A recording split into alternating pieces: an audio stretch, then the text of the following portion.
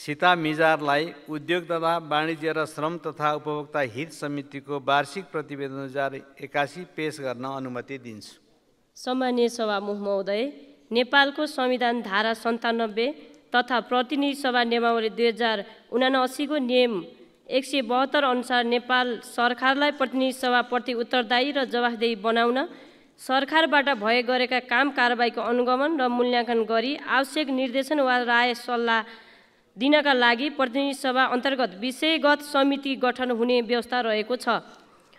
यस प्रतिनिधि सभाको दोस्रो निर्वाचन पश्चात 2080 वैशाख 15 गते बसेको सभाको बैठकबाट विषयगत समितिहरू गठन भएका थिए, जसमध्ये उद्योग तथा वाणिज्य र श्रम तथा उपभोक्ता हित समिति पनि एक रहेको छ।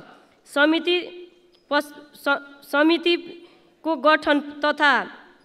गठन पश्चात यसको पहिलो बैठक 2080 जेठ 2 गते बसेको थियो। यस समितिले आफ्नो कार्यक्षेत्रभित्रका सार्वजनिक चासोका विषयहरूमा मन्त्रालय विभाग मार्फत सम्पादन हुने कार्यहरू प्रभावकारी रूपमा सम्पन्न भए नभएको सम्बन्धमा निरन्तर अनुगमन गर्ने तथा जनगुनासो एवं जनअपेक्षा अनुसारको कार्य सम्पादन गर्ने सम्बन्धमा सम्बन्धित पदाधिकारीहरूलाई आवश्यक निर्देशन तथा सुझाव दिँदै आएको छ। यस प्रतिवेदनले समितिको पहिलो बैठक अर्थात् 2080 जेठ 2 गतेदेखि 2081 असार मसान्तसम्म समितिको काम कारबाही समेटिएको छ।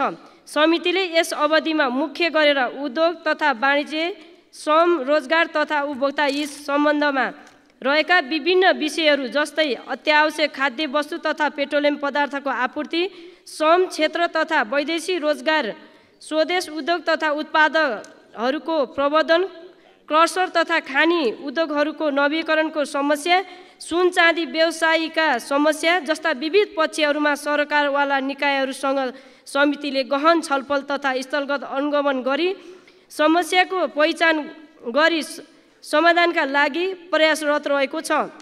यसका साथै कार्यक्षेत्रका उद्योग वाणिज्य तथा आपूर्ति मन्त्रालय र श्रम रोजगार मन्त्रालय तथा त्यस अन्तर्गतका विभागहरूबाट भए गरेका काम कारबाही तथा भावी कार्ययोजना सम्बन्धमा थप छलफल गरी जनतालाई उपलब्ध हुने सेवा सुविधाको गुणस्तरलाई सुनिश्चित हुनुपर्ने भनी तत्त मन्त्रालयसँग छलफल भएको थियो। समितिले चिनी उद्योग तथा उखु किसानमा रहेका समस्याहरूको अध्ययन तथा सुधारका उपायहरूको खोजीका लागि चिनी उद्योग तथा उखु किसानहरूका समस्या समाधान र सुझाव उपसमिति गठन गरेको थियो। उपसमितिले सुदूरपश्चिम तथा तराईका जिल्लाहरूमा रहेका चिनी मिल तथा उद्योग खेतीको स्थलगत अनुगमन गरेको थियो। यसै गरी स्पोन्ज आइरन बिलेट्सको भन्सार महसुल अन्तर्शुल्क तथा उद्योगहरूको अवस्थाको अध्ययन गर्न स्पोन्ज आइरन बिलेट भन्सार महसुल अन्तर्शुल्क तथा उद्योगहरूको अध्ययन अनुगमन उपसमिति गठन गरेको थियो। यस समितिले सम्बन्धित पक्षहरूसँग विभिन्न चरणमा छलफल गरेको छ। बारा तथा रूपन्देही जिल्लामा रहेको आइरन उद्योगहरूको स्थलगत अनुगमन गरेको छ। समितिको प्रयासका कारणले नै अब 2081-82 को नीति तथा कार्यक्रम तथा बजेटमा उपभोक्ता अदालतको गठन, प्रत्यायन केन्द्रको स्थापना, स्पोन्ज तथा बिलेट आइरनमा भएको असमानता भन्सार दरमा सुधारका विषय समेट्नुलाई सकारात्मक रूपमा लिनुपर्छ। तथापि विभागीय मन्त्री तथा कर्मचारीहरूको हुने छिटो परिवर्तनले समितिको निर्णयहरूको कार्यान्वयनमा सकारात्मक प्रयत्न ध्यान पुगेको अवस्था छैन। त्यसै गरी समिति सञ्चालनमा स्रोत साधनको अपर्याप्तता प्रमुख चुनौतीको रूपमा देखा परेको छ। यस सम्बन्धमा सम्बन्धित निकायको ध्यान जानै नै छ भन्ने विश्वास लिएको छु। यसै गरी सभाको 2081-2-15 गते बैठकबाट समितिमा दफावार छलफलका लागि विद्युतीय व्यापार विधेयक 2080 प्राप्त भएको छ। उक्त विधेयकमाथि विज्ञ सरकारवाला र संशोधनकर्ता मान्य सदस्यहरूसँग प्रारम्भिक छलफल भइसकेको छ।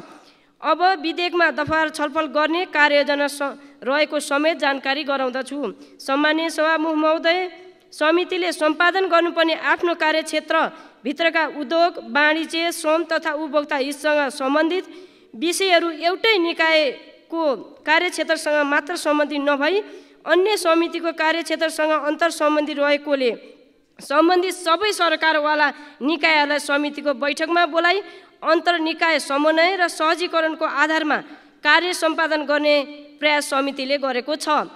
कार्यक्षेत्रसँग सम्बन्धित विषयहरूमा रहेका समस्या समाधान गर्न तथा राज्यबाट जनतालाई उपलब्ध गराइने सेवा सुविधा भरपर्दो, सर्वसुलभ, गुणस्तरीय र उचित समयमा उपलब्ध गराउने सम्बन्धमा सक्रियतापूर्वक कार्य सम्पादन गर्न ध्यानाकर्षण गराउँदै आएको बेहोरा जानकारी गराउँदछौँ।